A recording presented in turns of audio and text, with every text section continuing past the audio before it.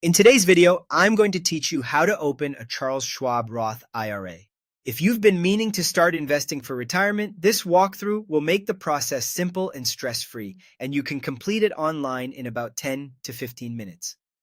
Before we begin, a quick refresher. A Roth IRA is a retirement account funded with after-tax dollars, which means qualified withdrawals in retirement are tax-free. That can be a powerful advantage if you expect your tax rate to be the same or higher in the future. Schwab's online application is straightforward, and having a few items ready will make it even smoother. Gather your social security number, a valid government ID such as a driver's license or passport, your employer's name and address if you have one, the details for your beneficiary so you can designate who inherits the account, and your bank information if you plan to transfer money in right away or move funds from another account. Double-check that the name and address you enter match your ID to avoid delays.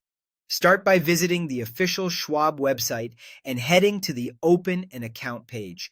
Choose Roth IRA under the retirement options so you're in the right application. Make sure you're on the legitimate Schwab site before entering any personal info.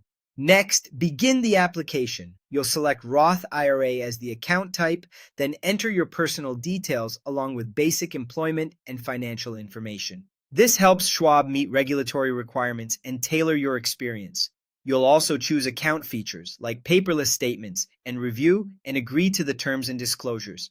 Take a moment to read them. It's worth understanding how your account will operate. You'll create your login by setting a username and password and selecting a security verification method, such as codes sent by text or email. Use a strong, unique password and keep your verification method up to date for added protection. Schwab will then verify your identity. This is typically done by uploading a clear photo of your ID or entering details from it. Good lighting and a glare-free image can help prevent a resubmission. Once your account is approved, it's time to fund it. You can transfer from your bank via ACH, send a wire, mail a check, or transfer from another IRA or retirement plan.